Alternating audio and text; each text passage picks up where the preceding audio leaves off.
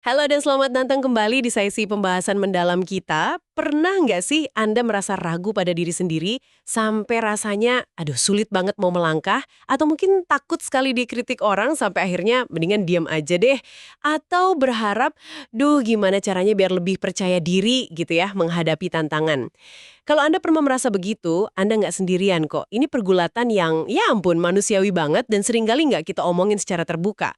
Nah, hari ini kita punya sumber yang oke banget nih buat dibedah bareng-bareng. Ini kutipan dari buku Dr. Julie Smith, beliau psikolog klinis. Judul bukunya Why Has Nobody Told Me This Before?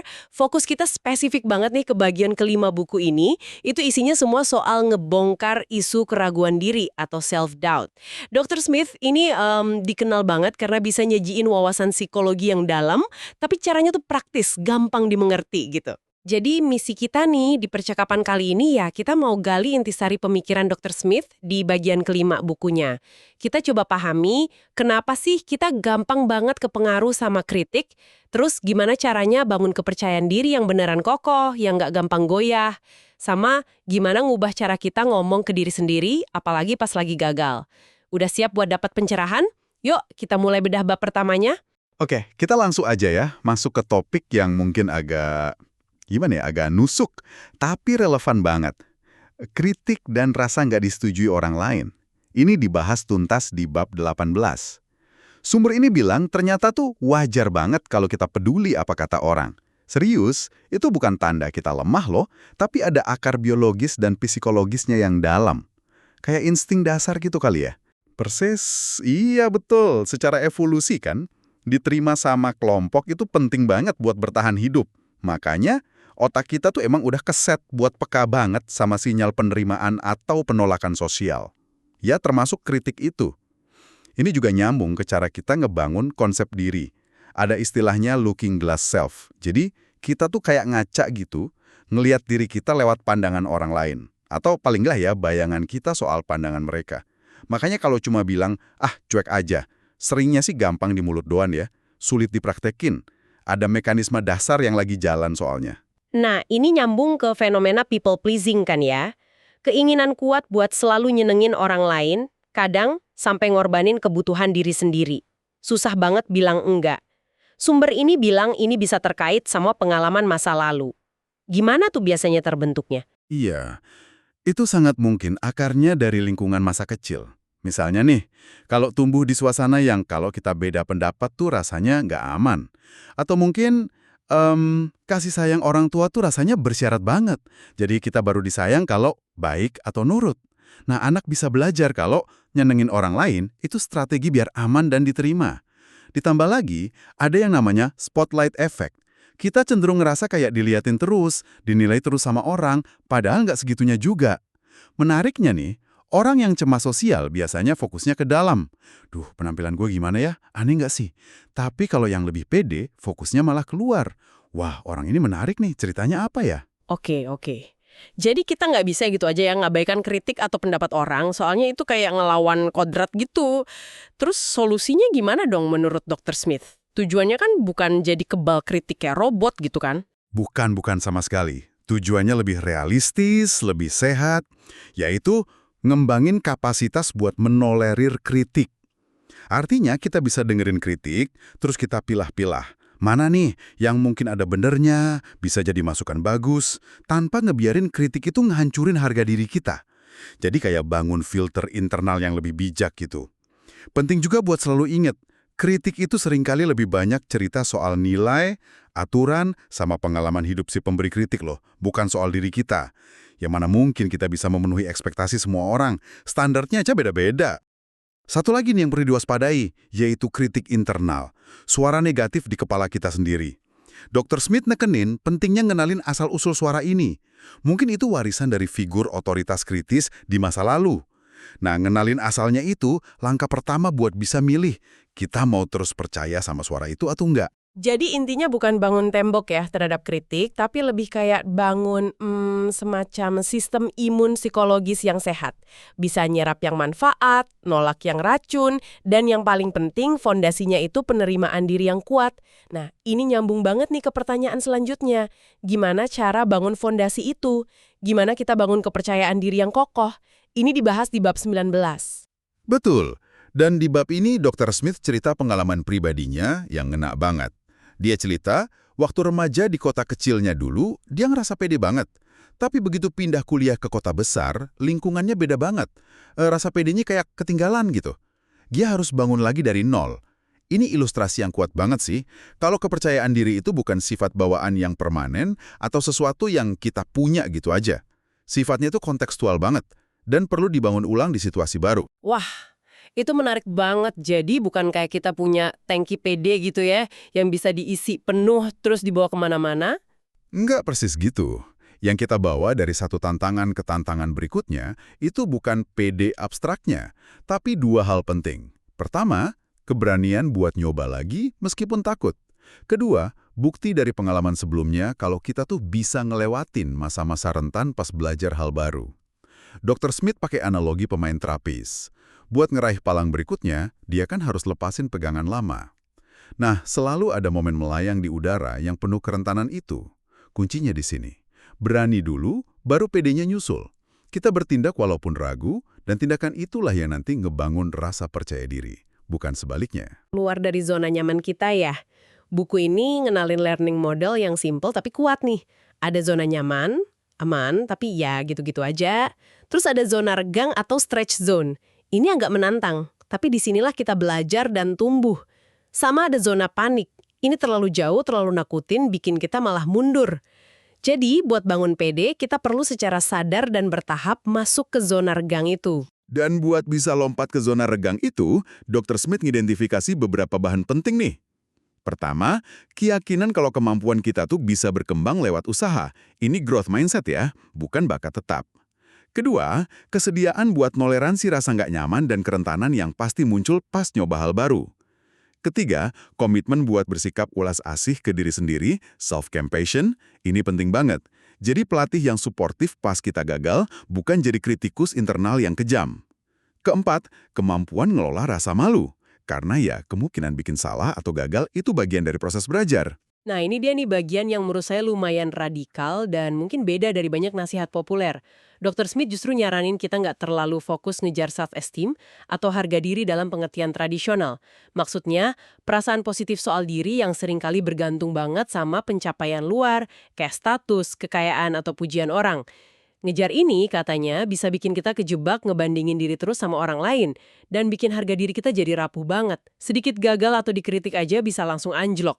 Ini mengejutkan sih. Iya, ini poin yang penting banget dan perlu digarisbawahi. Penelitian yang dikutip Dr. Smith nunjukin kalau self-esteem tinggi yang rapuh kayak gitu tuh nggak selalu bagus kok, nggak selalu berhubungan positif sama hubungan yang sehat atau performa yang baik. Malah bisa ngarah ke arogan atau narsisme yang defensif. Bahkan afirmasi positif yang umum banget kayak saya hebat, saya bisa, itu bisa jadi bumerang loh buat orang yang self-esteemnya rendah. Kenapa coba? Karena pas mereka ngucapin itu, suara kritik internal mereka langsung nyamber. Alah bohong, inget gak waktu kamu gagal itu? Ini malah bisa memperkuat konflik di dalam dan pikiran negatif. Pendekatan yang lebih efektif itu justru mengakui dan menerima kalau pikiran negatif itu ada dan wajar. Nggak usah dilawan pakai paksaan gitu. Jadi alternatif yang lebih sehat dan stabil itu bukan self-esteem yang naik turun tergantung validasi luar, tapi ngebangun sikap self-compassion ya, welas asih pada diri sendiri. Jadi kayak pelatih internal yang baik gitu. Artinya kita bisa jujur lihat kekurangan atau kegagalan, tapi tetap ngasih dukungan tanpa syarat ke diri kita sendiri, kayak ke sahabat baik. Terus fokusnya ke tindakan nyata buat bangun bukti kemampuan, bukan cuma kata-kata afirmasi aja. Persis. Fokusnya geser dari nilai diri, aku cukup baik nggak ya? Jadi dukung diri. Gimana caranya aku bisa dukung diriku ngelewatin ini? Latihannya bisa praktis banget kok. Misalnya, ngubah hubungan kita sama rasa takut lewat graded exposure, paparan bertahap. Kalau Anda takut ngomong di depan umum, ya jangan langsung daftar jadi pembicara utama. Mulai dari langkah kecil yang masih bisa dikelola di stretch zone Anda. Mungkin tanya satu kali di rapat, terus kasih komentar singkat, baru dan nanti presentasi kecil. Tiap langkah sukses itu jadi bukti nyata buat otak kita. Atau latihan visualisasi perfect nurturer yang disaranin. Bayangin sosok ideal, bisa nyata, bisa fiktif, yang mewakili kehangatan, dukungan tanpa syarat, sama kebijaksanaan. Ngakses figur ini dalam imajinasi bisa bantu kita nginternalisasi suara yang lebih suportif. Oke, jadi kesimpulan sementara nih. Kepercayaan diri sejati itu bukan tujuan akhir yang statis, tapi hasil dari proses berani mencoba, nerima kerentanan, dan ngelatih welas asih pada diri sendiri. Fondasinya lebih kuat daripada self-esteem yang ngejar validasi luar. Nah, ide soal pelatih internal dan ngadepin kegagalan ini bawa kita ke poin penting berikutnya di bab 20. Gimana sih kita sebenarnya ngomong ke diri sendiri, terutama pas kita ngerasa gagal? Iya, cara kita ngerespon kegagalan itu inti dari banyak keraguan diri. Satu perspektif penting dari buku ini, gimana orang lain bereaksi sama kegagalan Anda, itu seringkali lebih nunjukin hubungan mereka sendiri sama konsep gagal. Mungkin ketakutan mereka, standar mereka yang kaku. Itu bukan cerminan objektif nilai Anda sebagai manusia. Misahin ini aja udah bisa bikin lega loh. Itu perspektif yang menarik. Dan bener banget sih, kalau kita terus-terusan ngehindarin kemungkinan gagal, ya kita bakal kejebak di zona nyaman. Dr. Smith punya metafora bagus nih. Zona nyaman itu kayak gula aren kental. Rasanya manis, aman, tapi lengket, bikin kita susah gerak maju. Akhirnya malah ngerasa lesu. Jadi kita perlu ngerangkul kegagalan sebagai bagian dari belajar dan tumbuh. Tapi pertanyaannya, gimana caranya pas rasanya tuh sakit banget, malu atau ngecewain gitu? Nah, disinilah Dr. Smith nawarin panduan praktis 5 langkah yang bisa kita latih pas lagi ngadepin kemunduran atau kegagalan. Langkah pertama, akui perasaan. Jadi jangan langsung ditekan atau dialihin perhatiannya. Coba sadari sensasi fisik di badan. Dada sesak, perut mules, bahu tegang. Terus coba kasih nama emosinya. Marah, sedih, malu, kecewa, takut. Cuma ngakuin sama namain aja udah bisa ngurangin intensitasnya loh. Langkah kedua, amati pikiran. Udah sadar emosinya, sekarang perhatian pikiran-pikiran yang muncul. Ada pola pikir bias gak? Kayak generalisasi berlebihan. Aku selalu gagal deh. Atau mikir hitam putih. Kalau nggak sempurna, ya gagal total. Coba bikin jarak dikit sama pikiran itu. Ingat, pikiran itu cuma rangkaian kata di kepala, bukan fakta. Dr. Smith bahkan nyaranin kasih nama buat suara kritis internal kita. Misalnya, si hakim judi internal gue lagi ngomong nih. Biar kita nggak terlalu nyatu sama dia. Langkah ketiga, sadarilah dorongan. Kenali dorongan atau impuls perilaku yang muncul gara-gara emosi dan pikiran tadi. Mungkin pengen narik diri, nyalain orang lain, nyerah, atau malah ngelakuin sesuatu yang rusak. Sadari dorongan ini ada, tapi ingat, Anda nggak harus nurutin itu.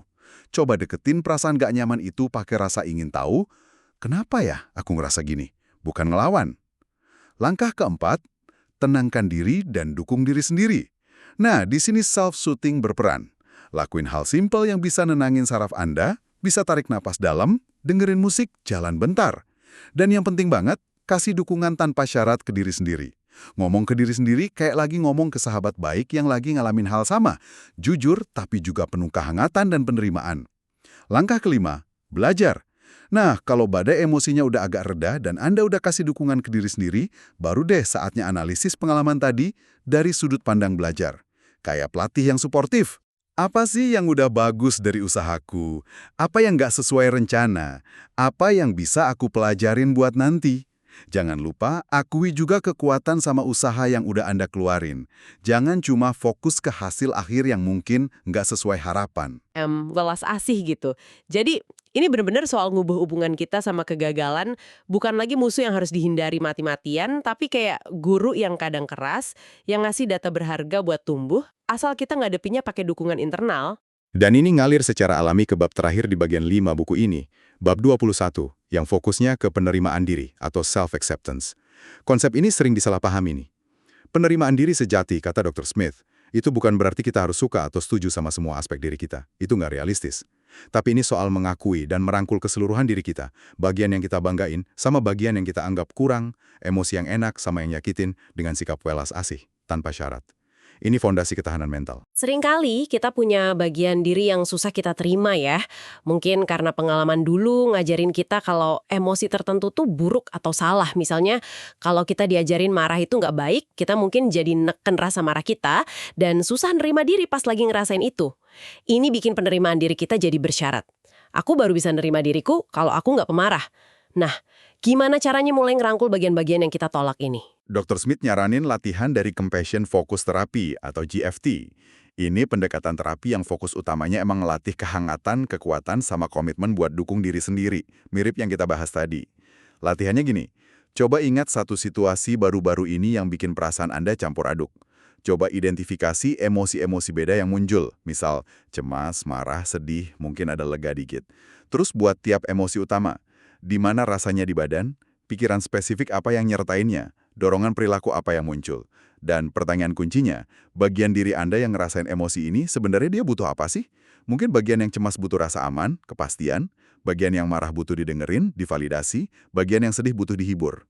Udah nge-explore tiap bagian, coba ambil langkah mundur terus lihat keseluruhan pengalaman dari sudut pandang diri Anda yang paling bijak dan welas asih. Emosi ini wajar, punya pesan, dan bagian dari pengalaman manusiawi yang utuh. Latihan ini bantu kita pahami kompleksitas internal kita tanpa ngerasa kewalahan atau ngehakimin diri sendiri. Itu latihan yang dalam banget ya. Terus gimana sama suara kritik internal yang kadang rasanya dominan banget dan nyakitin. Kayaknya susah banget buat sekedar diabaikan gitu aja. Ada cara spesifik buat ngelawan atau ngurangin kekuatannya nggak? Ada teknik visualisasi menarik yang disaranin. Coba bayangin si kritikus internal itu jadi sosok nyata di depan Anda. Kasih dia bentuk, suara, ekspresi wajah. Kayak gimana dia? Nada bicaranya. Terus coba renungin. Kira-kira apa sih niat baik di balik kritiknya yang tajam itu? Seringkali kritik internal itu upaya perlindungan yang salah arah. Mungkin dia takut Anda gagal atau sakit hati. Jadi dia nyegah Anda nyoba hal baru pakai cara ngeritik. Terus tanya ke diri Anda, beneran pengen ngabisin banyak waktu sama sosok ini? Apa dampaknya kalau suara ini terus dominan di pikiran tiap hari? Sekedar ngelakuin visualisasi ini aja udah bisa bikin jarak psikologis loh. Anda mulai lihat dia sebagai satu suara di antara banyak suara lain di dalam diri, bukan sebagai kebenaran mutlak. Anda jadi punya pilihan buat nggak percaya atau nurutin dia. Penting ingat lagi nih, penerimaan diri itu bukan berarti pasrah sama keadaan buruk atau ngebiarin diri ngelakuin hal yang rugi. Welas asih ke diri sendiri juga bukan lemah. Justru seringnya, sikap welas asih inilah yang ngasih kita kekuatan dan keberanian buat ngambil jalan yang mungkin lebih sulit, tapi lebih sehat dan berarti buat jangka panjang. Jadi ini tentang ngerangkul keutuhan diri kita ya, terang dan gelapnya, kekuatan dan kelemahannya, dan secara sadar milih buat numbuhin suara internal yang lebih suportif, bijak, dan penuh pemahaman, kayak pelatih atau sahabat terbaik buat diri sendiri gitu. Wah, rasanya banyak banget ya bola lampu yang nyala di kepala saya setelah kita bedah bagian kelima dari buku Dr. Julie Smith ini. Pembahasan soal ragu diri, kritik, pede, gagal, sama penerimaan diri ini bener-bener ngasih perspektif baru sama alat yang praktis banget. Kayak dapat peta gitu buat navigasi medan internal kita yang kadang rumit. Iya, benang merah yang kuat dari semua bab ini kayaknya emang pergeseran cara pandang yang fundamental ya. Dari lihat kritik sebagai serangan personal, jadi lihatnya sebagai data potensial. Dari lihat kegagalan sebagai bukti kita nggak mampu, jadi lihatnya sebagai umpan balik buat belajar. Dan yang paling dasar, dari lihat diri sendiri sebagai produk jadi yang harus sempurna, jadi lihatnya sebagai sebuah proses yang terus berkembang, penuh potensi dan selalu layak dapat dukungan sama welas asih, nggak peduli pencapaian atau kegagalan sesaat. Dan pengingat yang kuat banget tadi, berani dulu baru pede. Kita nggak bisa nunggu sampai ngerasa 100% siap atau pede baru jalan. Justru tindakan berani, sekecil apapun, pas ngadepin keraguan, itu yang bakal ngebentuk pede kita seiring waktu. Nah, sebagai penutup diskusi kita kali ini, mungkin ada satu pemikiran kecil nih buat Anda bawa pulang dan renungin. Gimana kalau dalam minggu ini, Anda sengaja milih buat ngambil satu langkah kecil aja keluar dari zona nyaman Anda? Nggak usah lompatan raksasa yang nakutin kok. Cukup satu tindakan yang rasanya agak nantang di zona regang Anda. Mungkin cuma nyapa tetangga baru, nyoba resep yang agak ribet dikit, atau kasih satu komentar singkat di rapat online. Lepasin ekspektasi soal hasilnya, fokus aja ke tindakan ngambil langkah itu. Kira-kira apa ya yang bakal Anda temuin atau pelajarin soal diri Anda sendiri pas ngelakuin itu? Terima kasih banyak udah nyimak sesi pembahasan mendalam kita kali ini. Semoga ada wawasan berharga yang bisa Anda terapin ya. Sampai jumpa di sesi berikutnya.